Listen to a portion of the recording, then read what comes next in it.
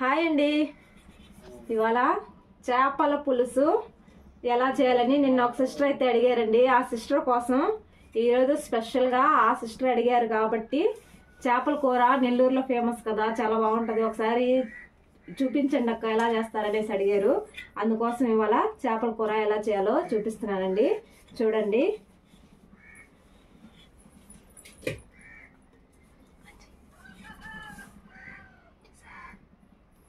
చూడండి, ఇవి కూర కోసం, వీటిలో కొన్ని మాత్రం ఫ్రై చేయడం కోసం అనమాట. ఇవి సపరేట్గా పక్కన తీసేసుకున్నాను. ఇప్పుడు ఇవి మాత్రమే కూర చేస్తున్నాను. దీంట్లో ఉప్పు కారం అనేవి ఎంత వేయాలి ఏంటి అనేది క్లియర్గా చూపిస్తాను సిస్టర్, మీకోసమే. చూడండి.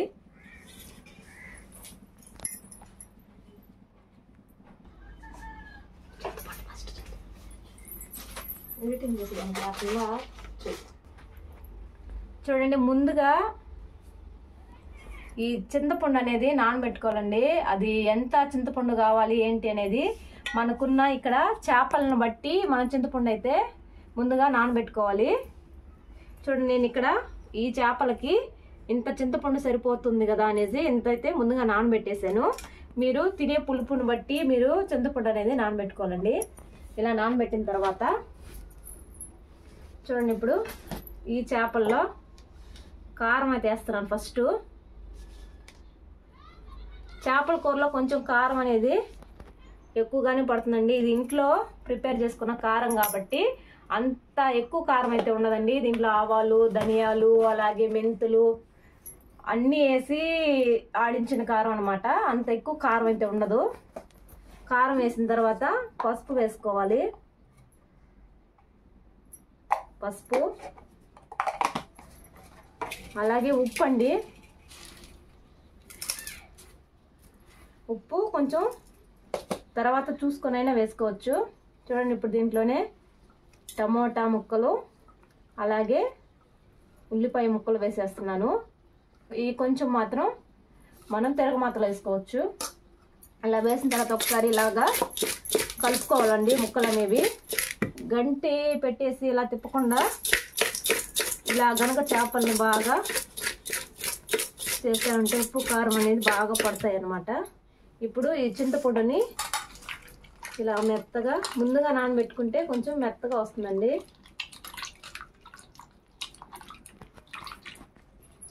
ఇలాగా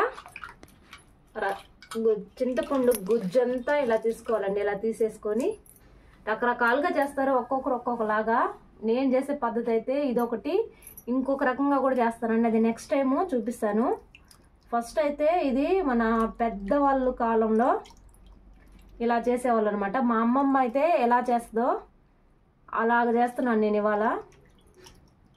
మామూలుగా టమోటాలు, ఎర్రగడ్డ అన్నీ ఆయిల్లో ఫ్రై చేసుకొని అలా కూడా చేస్తారు.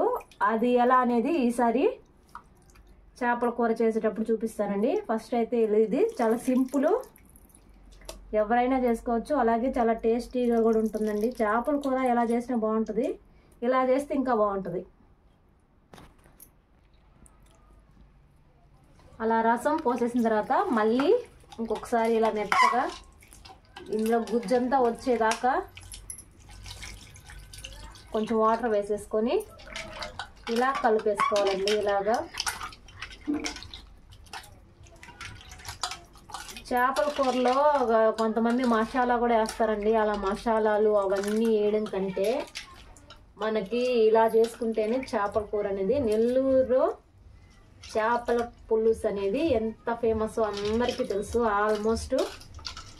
ఇందులో ఇందాక మీకు చూపించడం ముఖ్యంగా మర్చిపోయానండి. మెయిన్ చూసారా, మామిడికాయ. ఇది కూడా వేయాలండి. ఇది వేస్తేనే చేపల కూర అనేది సంపూర్ణం అయిపోద్ది అనమాట. సంపూర్ణమైన పద్ధతిలో చేసినట్టు ఇలాగ మెత్తగా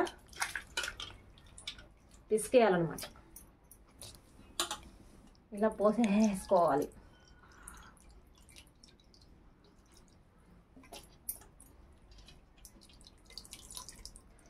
ఈ మామిడికాయ అనేది వేస్తేనే ఈ చేపల కూరకి టేస్ట్ అనేది ఎక్కువగా వస్తుందండి.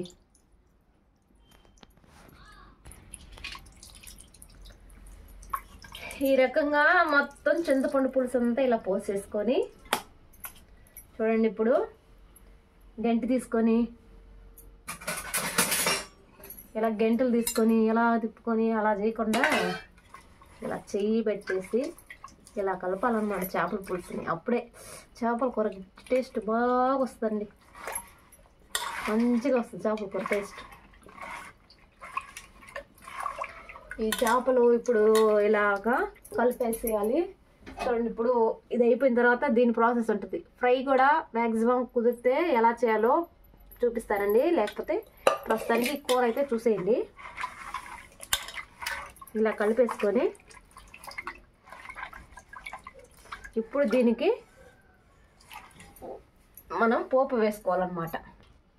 ఎలా వేసుకోవాలి ఏంటి అనేది క్లియర్గా చూడండి, ఓకేనా? చూడండి, ముందుగా మనం చేపల కూరలోకి మెంతుల పొడి వేస్తామండి. ఆ మెంతుల పొడి కోసం చూడండి, ఆవాలు అలాగే మెంతులు కొంచెం మరి ఎక్కువ వేసేసినా కూడా చేదు వచ్చేస్తుందండి, అందుకని ఆవాలు మెంతులు వేసుకోవాలి. అలాగే కొంచెం ధనియాలు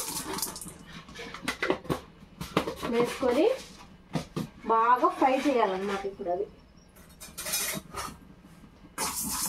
ఇది ఆయిల్ వేయకుండా దోరగా ఫ్రై చేసుకోవాలండి.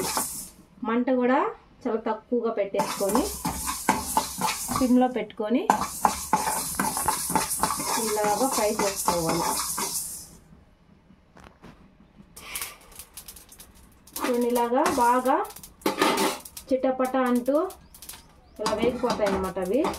ఇప్పుడు ఇవి మెత్తటి పౌడర్ చేసుకోవాలి. అందుకోసం చూడండి, ఇలాగా చిన్న రోల్ ఉంటే ఇందులో దంచుకోండి. మిక్సీలో వేయడం కంటే కూడా టేస్ట్ అనేది చాలా బాగుంటుంది అన్నమాట.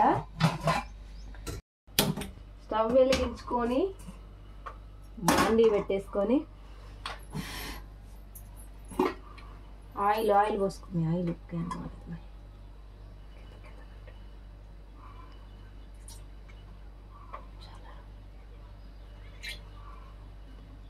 ఆయిల్ వేసుకోవాలండి. కొంచెం చేపల కూరలో కొద్దిగా ఎక్స్ట్రాగానే ఉండాలన్నమాట ఆయిల్ హీట్ అయిన తర్వాత కొంచెం ఆవాలు అలాగే ఆవాలు అలాగే జీలకర్ర అన్నీ వేసుకోవాలి. చూడండి, ఆవాలు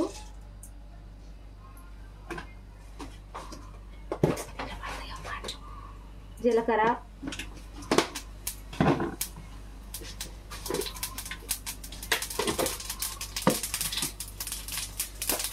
అలాగే కొంచెం మెంతులు,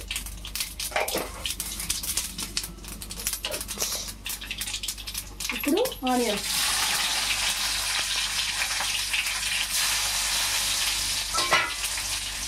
ఆనియన్స్ కొంచెం ఫ్రై అవ్వాలి.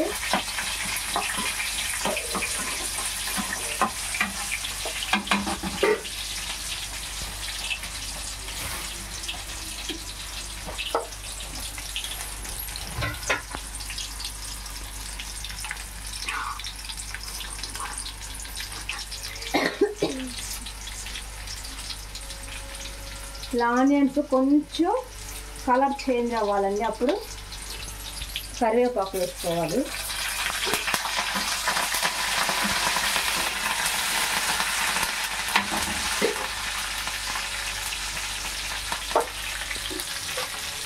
ఇప్పుడు మనం ముందుగా రెడీ చేసుకున్నాం కదా చేపల పులుసు, ఇది కొంచెం ఫ్రై అవ్వాలి.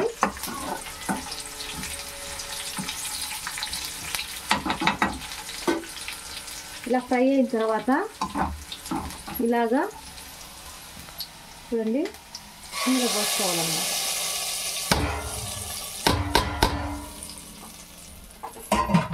ఇప్పుడు ఒకసారి ఇలాగ తిప్పేసుకోవాలి మొత్తం కలిసేలాగా. ఇప్పుడు ఇది కొంచెం బాగా కలిసేలాగా ఇలా తిప్పేసుకొని ఇప్పుడు ఉడికించుకోవాలన్నమాట. ఇలా అయిన తర్వాత మూత పెట్టుకొని ఉడికించుకుందాం. ఇలా మూత పెట్టేసుకొని ఒక 10 నిమిషాలు ఉడకాలండి. ఈలోపు మనం ఇందాక ఫ్రై చేసుకున్నాం కదా ధనియాలు, అలాగే ఆవాలు, మెంతులు, దీన్ని మెత్తటి పౌడర్ చేసుకుందాం.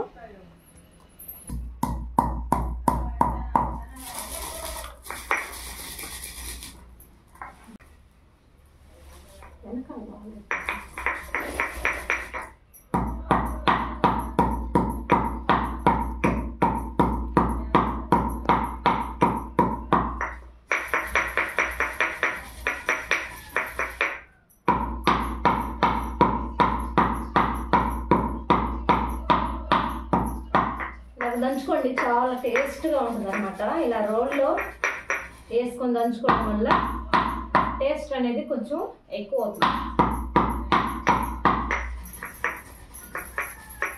చూసారా, ఇంకా 2 నిమిషాలు కనుక దంచేసామంటే మెత్తటి పౌడరు రెడీ అయిపోతుంది. ఇలాగా చేయండి.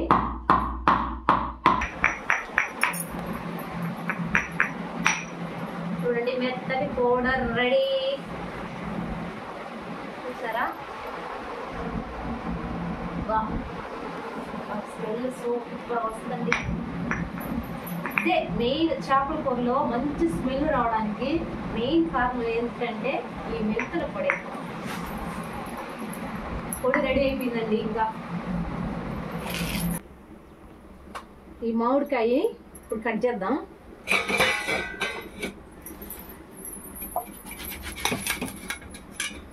ముట్టి కూడా లేదండి దీంట్లో.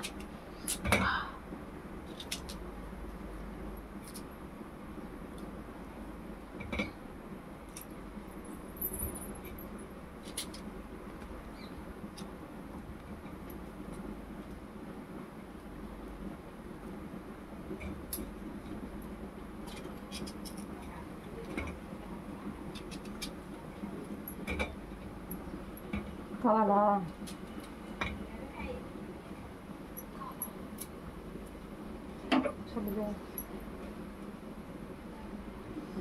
ఇలాగా కట్ చేసుకోవాలి.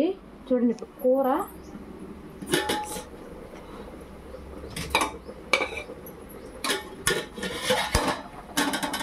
ఇలా ఉడికేటప్పుడు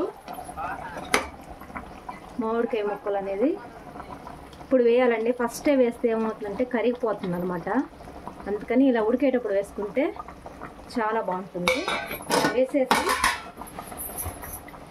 ఒక్కసారి ఇలాగ పట్టుకొని ఇలాగ తిప్పాలన్నమాట. పెట్టేసుకొని మూత పెట్టేసుకొని ఒక 5 నిమిషాలు ఉడికించుకుందామండి. 5 అంటే 5 కాదండి, ఒక 10 నిమిషాలు. చూడండి,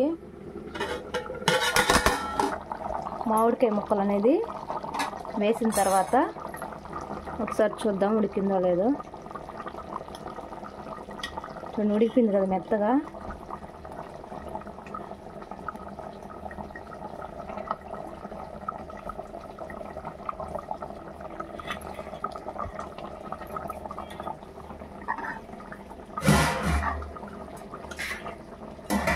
ఇలా మెత్తగా ఉడికిపోయింది. ఇప్పుడు మనం ముందుగా ప్రిపేర్ చేసుకున్న మెంతుల పొడి అయితే వేసుకుందాం.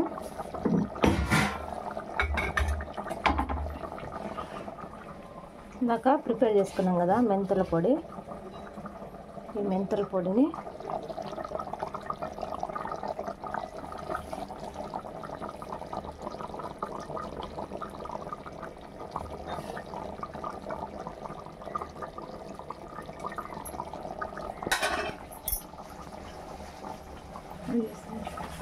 ఇలా ఫైనల్గా ఒకసారి ఇలాగా తిప్పేసుకోవాలి. మొత్తం పొడి అంతా కూర మొత్తానికి కలిసేలాగా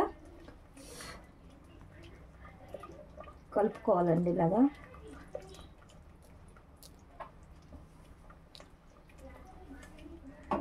ఇప్పుడు ఉప్పు సరిపోయిందా లేదా అనేది చెక్ చేద్దాం.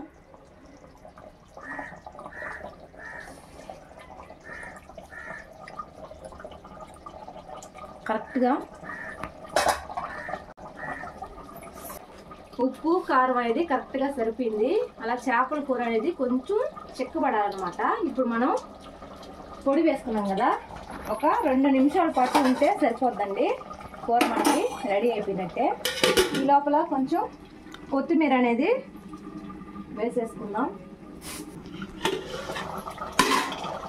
చూడండి, ఒక 2 నిమిషాల తర్వాత ఇలా చూసారా, ఆయిల్ అనేది ఇలా పైకి వచ్చేయాలన్నమాట. అప్పుడే మనకి కూర అనేది రెడీ అయిపోయినట్టు. ఫైనల్గా కొత్తిమీర వేసుకొని ఒక్కసారి ఇలాగా కలిపేద్దాం.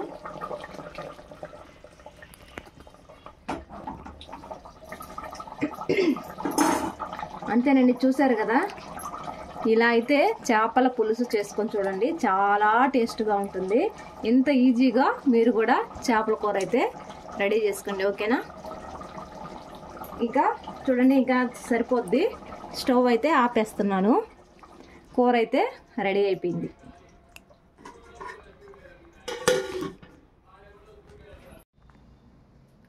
చూసారు కదండి, ఫైనల్గా చేపల కూర అయితే రెడీ అయిపోయింది. చేపల కూర రెడీ అయిపోయిందండి. అందరికీ నేను చేసినాను కాదండి, చేపల కూర అయితే ఇవాళ నిజంగా చాలా టేస్ట్గా కుదిరింది. చాలా బాగుందండి. ఇలా ట్రై చేయండి, ఖచ్చితంగా మీకు కూడా చేపల కూర అనేది బాగా కుదురుతుంది. ఓకేనా? వీడియో కనుక నచ్చినట్లయితే లైక్ చేయండి, షేర్ చేయండి, అలాగే మన ఛానల్ని సబ్స్క్రైబ్ చేసుకోండి.